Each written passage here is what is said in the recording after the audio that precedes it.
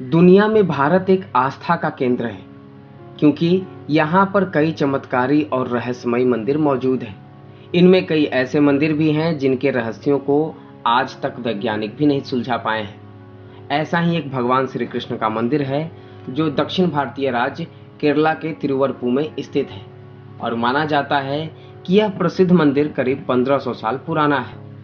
और चूंकि यहाँ भगवान श्री कृष्ण के चमत्कार को होते हुए लोगों ने देखा है, तो हमारे लिए भी दिलचस्पी बढ़ गई है। तो आज के इस वीडियो में हम बात करेंगे भारत के उस मंदिर के बारे में जहाँ भूख से दुबली हो जाती है भगवान श्री कृष्ण की मूर्ति। मगर हमेशा की तरह आगे बढ़ने से पहले मैं अपना परिचय करवा दूं।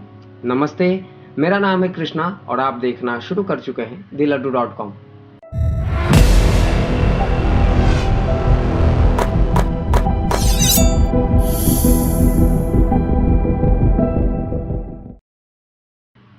भगवान श्री कृष्ण के इस मंदिर से कई कहानियां जुड़ी हुई हैं। बताया जाता है कि वनवास के दौरान पांडव भगवान श्री कृष्ण की मूर्ति को पूजा करते थे और उन्हें भोग लगाते थे।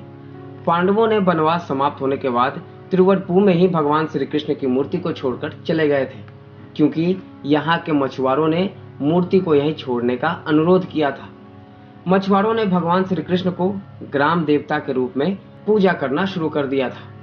हालांकि मछुआरे एक बार संकट में घिर गए थे, तो एक ज्योतिषी ने उनसे कहा कि आप सभी भगवान की पूजा ठीक तरह से नहीं कर रहे हैं, और इसके बाद उन्होंने भगवान श्री कृष्ण की मूर्ति को एक समुद्री झील में विसर्जित कर दिया था। फिर एक घटना घटती है, जब केरला के एक ऋषि जिनका नाम विलम मंगलम स्वामियार था, वो एक बार नाव से यात्रा कर रहे थे, लेकिन तभी उनकी नाव एक जगह पर अटक गई। लाख कोशिशों के बाद भी नाव आगे नहीं बढ़ पाई, तो उनके मन में सवाल खड़ा होने लगा कि आखिर ऐसा क्या है जो उनकी नाव को आगे नहीं बढ़ने दे रही है। और इसके बाद उन्होंने पानी में नीचे डुबकी लगाकर देखा, तो वहां पर एक मूर्ति पड़ी हुई थी। ऋषि ने मूर्ति को पानी में से निकालकर अपने नाव में रख लिया और इसके बाद वो एक वृक्ष के नीचे आराम करने के लिए रुके और मूर्ति को भी उन्होंने सामने रख दिया। जब वह जाने के लिए उठे और मूर्ति को उठाने की कोशिश की, तभी उनको एहसास हुआ कि मूर्ति वहीं चिपक गई है, और इसके बाद उन्होंने वहीं पर मूर्ति को स्थापित कर दिया। उस मूर्ति में भगवान श्री कृष्ण के भाव उस समय का है जब उन्होंने कंस को मारा था और तब उन्हें बहुत भूख लगी थी। इस मान्यता की वजह से उन्हें हमेशा भोग लगाया जाता है। मान्यता ये भी है कि यहाँ स्थित भगवान के विग्रह को भूख बर्दाश्त नहीं होती है, और जिनके वजह से उनके भूख की विशेष व्यवस्था की गई है। भगवान को दिन में 10 बार भोग लगाया जाता है। अगर भोग लगाने में देरी होती है तो उनका शरीर सूखने लगता है। मान्यता ये भी है कि प्लेट में से थोड़ा थोड़ा करके चढ़ाया गया प्रसाद कहीं गायब हो जाता है, और इसलिए लोग मानते हैं कि यह प्रसाद भगवान श्री कृष्ण ने खुद ही खाए हैं। इस मंदिर को पहले आम मंदिरों की तरह ही ग्रहण काल में बंद कर दिया जाता था, लेकिन एक बार जो हुआ उसे जानकर आप भी हैरान रह जाएंगे। ग्रहण खत्म होते होते उनकी मूर्ति सूख जाती है, कमर की पट्टी भी खिसक कर नीचे चली आती है, और इस बात की जानकारी आदि शंकराचार्य को हुई और वो खुद इस स्थिति को देखने और समझने के लिए वहां पहुंच गए।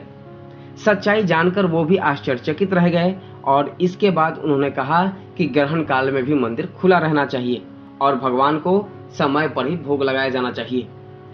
आदि शंकराचार्य के आदेश के मुताबिक अब यह मंदिर 24 घंटे में से सिर्फ 2 मिनट के लिए ही बंद किया जाता है। मंदिर को 11:98 पर बंद किया जाता है और उसे 2 मिनट बाद यानी ठीक 12 बजे खोल दिया जाता है। मजे की बात तो यह है कि मंदिर के पुजारी को ताले की चाबी के साथ एक कुल्हाड़ी भी दी जाती है, और साथ में एक हिदायत भी दी जाती है कि अगर ताला खुलने में टाइम लगे तो आप कुल्हाड़ी से उसे तोड़ दें और भगवान को पहले भोग लगाएं। भगवान के भोग में देर नहीं होनी चाहिए।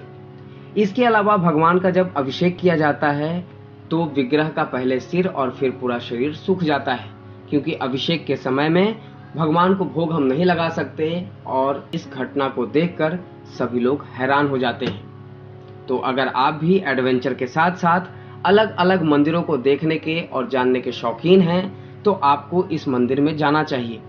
और अगर आप इस मंदिर में पहले जा चुके हैं तो अपना अनुभव हमारे साथ भी साझा करें। आप अपना अनुभव को कमेंट बॉक्स में लिखकर हम सभी के साथ शेयर कर सकते हैं। बाकी आपको ये वीडियो और जानकारी कैसे लगी, आप हमें कमेंट बॉक्स में लिखकर बता सकते हैं। अगर आपने अभी तक इस चैनल को सब्सक्राइब नहीं किया है तो तुरंत कर लें, ताकि ऐसे ही रोचक जानकारियां लेकर, किस्से कहानियां लेकर आप तक सबसे पहले पहुंच सके। धन्यवाद।